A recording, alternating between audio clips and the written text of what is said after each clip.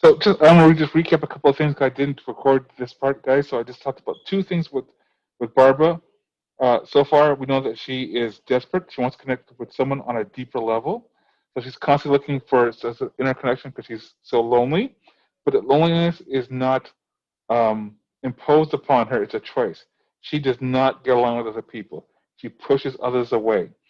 She takes she makes sure that people know that she's the smartest person in the room. She doesn't do anything to accommodate other individuals. She's choosing to be alone. Number three, she is selfish. She's a narcissist and she's obsessed. She is selfish because she thinks her goals or her needs go above anyone else. She doesn't really care. Again, think about the scene where her cat dies and she's asking Sheba to leave her family to go to help her with the cat. And Sheba's like, "Well, it's my family. What do you want me to do?" And she goes, "I don't care. You need to leave your family to be with me." Right? She's a narcissist. She believes that she is again. She's her only her knows her goals, her needs go above anyone else's. Right? Not only about wanting Sheba to be with her, but even the situation with when he finds out about Sheba having an affair with the students. Why doesn't she tell the authorities? Because in her viewpoint, this is good for me. I can use this to get what I want, and therefore she lets it happen. She's obsessed. Notice how she's always at Sheba's house. What happens? Where does she get that? Where does she get that? Remember, she says Sheba says that she finds her hair in Barbara's diary. Where does she get that hair from? Does anyone remember in the movie where she got the hair? Yeah, the hair fell down, and she took the hair, held it, went home, put it in a diary. That's insane. Right, yeah. And notice that even in the diary, there's pictures of her and Jennifer Dodd, and there's all these articles about Jennifer Dodd. He's been even following her in the past. So she's an obsessive person. She needs to control others. Think about everything she does. Her teaching style. When she's talking to the kids in the beginning of the thing, the kids get to leave. She stares at them, and the kids they stay frozen. Then she goes, "You can go." She's a very good teacher, but think about her thing. When she was having problems with all those kids fighting, she walks in the room and goes, "Enough!" and they all stop. She has a need to control everyone, everything around her, and she does this constantly. Right? Things that influence her perspective. She has a sense of superiority. She believes she is smarter and better than everyone else. She thinks she's the best teacher in the building. She thinks she's a better headmaster than the headmaster. She even looks, and when she first meets Sheba and her family, she looks down upon them. She describes them as people who are beneath her, right? She doesn't ever really even think about anytime we see her in the film, she never talks about someone in a positive light. She always, the first time she meets somebody, they're always less than who she is. She has a sense of entitlement. She believes that because of her intelligence, she is entitled to things. She's entitled to Sheba. Think about that. She thinks that Sheba should be with her because I want her, right? Doesn't care about her family, doesn't care about anything else. It's what I want is what I want, and I'm entitled to it. She's extremely lonely, sense of loneliness. When I say it's pathological, it's something that's not normal. We all get lonely, right? We all feel disconnected, but her loneliness is to the point that she becomes irrational. She purposely goes and she demands Sheba go with her. She then blows up Sheba's whole secret to Brian because she's so angry about her being rejected that she's like, "I'm going to punish you and make you feel how I feel." Right? Yes.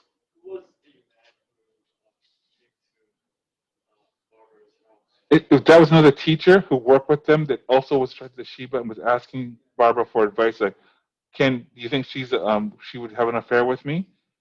That's when she told her. So it's another teacher that works in the building that she tells the secret to. Um, Even at the end, remember when she's angry, she's burying the picture of her cat. It's also the gift that Sheba gave her. Again, way pathological. You can be angry at somebody, but why bury the image of your cat? Don't you love your cat? right? She's that pathological. Four, I say gay. Now, in the movie, she never admits to being gay. In the book, she never admits to being gay, but clearly she is, right? She, it's that's reality. She clearly is, but she's saying, "I'm not gay." Like, well, you are. You like Jennifer Dodd. That game she plays with her hands. Notice how Barbara or Sheba acts, right? She goes, "Stop," because she knows it's sexual. She goes, "We're not just having it's something more than what you're saying." So she gets really upset, and she goes, "No, no, no, we're just playing a game." She's gay. Even at the end, she goes, "Look, you want a love affair, and I can't do it." The only time she admits to being gay is at the end when she says, "I need someone more than a friend." That's as far as she goes.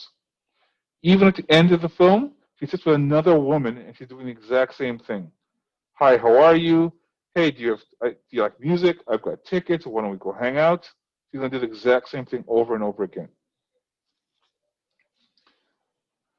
For Sheba, There are three things, actions, and viewpoints about Sheba. She's unsatisfied with her life and she's restless. She believes. Oh yeah. Thank you. Yeah, he's right there.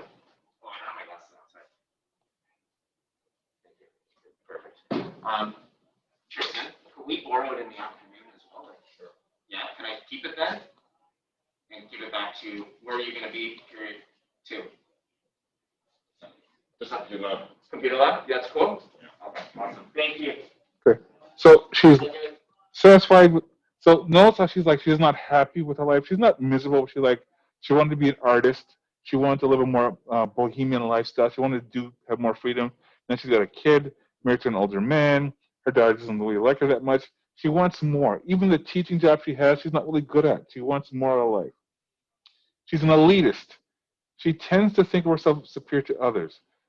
The relationship with Stephen Conning she likes so much because Stephen is of lower class, but yet likes art. So she thinks I can help him and I can make him more than who he is. That's part of the attraction she has towards him. It's I'm wealthy or I come from upper class and I will help a lower class kid do better. She also feels neglected. Her husband's not a bad guy. He's just older, right? They're busy. They have a full life, so she can't be pursued. Stephen pursues her, what she likes, right? He follows her, tells her she's pretty, tells her, you're the most interesting person I know. Her husband doesn't do that as much because, they're married. It's been a long time. It's like, well, you should know. Things that influence her perspective, she has low self-esteem. Her father is brilliant. That woman who's blonde at their Thanksgiving, that's her mother, and her mother says that was her mother. Her mother said she's pretty, but that's all she has. That's why Sheba gets so upset because like her own mother says you're not good enough, and all her life she's been pretty, right? She's getting older. She's not unattractive, but now that sort of pretty young woman she was is no longer there, so she can't even rely on that anymore. So low self-esteem. Again, how much self-esteem do you have if you're going to have an affair with a 15-year-old boy? You don't really have a lot because you are low self-esteem. Two, a lack of accomplishment. She's not. She's got all that art in our studio. She can't sell. She's been a good mother, but she goes, well, that's done. And even her teaching, she's gone back. She's not right. The kids insult her. They say things to her. They don't seem to care about her ability. So she feels totally rejected. So upbringing and familiar issues, right? Her upbringing was the sense of inferiority because her father was so brilliant. Uh, her familial issues, she's always looking for someone to validate her, her as a person.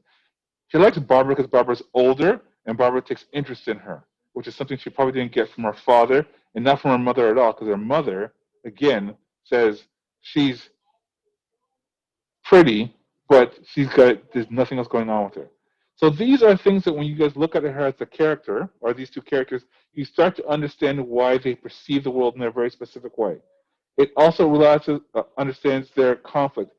If you don't understand anything in the movie, the last 15 minutes when they're having an argument in their basement is those two characters both expressing their viewpoints at each other, right?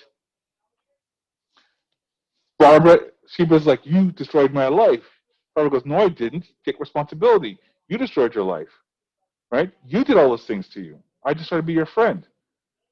She goes, my friend, you sold me out. I'm going to go to jail. Well, who cares? A flyby. We'll be friends forever, right? Yeah, I'll visit you once a week. We like. She goes, what? And she goes, you're a bare old virgin. No one likes you. She goes, what? Goes, no one likes you. I took pity on you, and now you want me to be in love with you? Are you insane? So these two women are both kind of screaming at each other their truth or their perception of what's going on, but at the same time, they ignore the reality, and both of them are checking each other. Notice how when one says something to another person, they kind of get quiet because they're hearing the truth and they can't deal with it. And they spook back their viewpoint. So each person checks the other person. If you ever get confused, and we'll talk about the assignment later, but that is the key to understanding those two characters and their two perceptions. Okay, for those guys online, I'm going to stop the recording.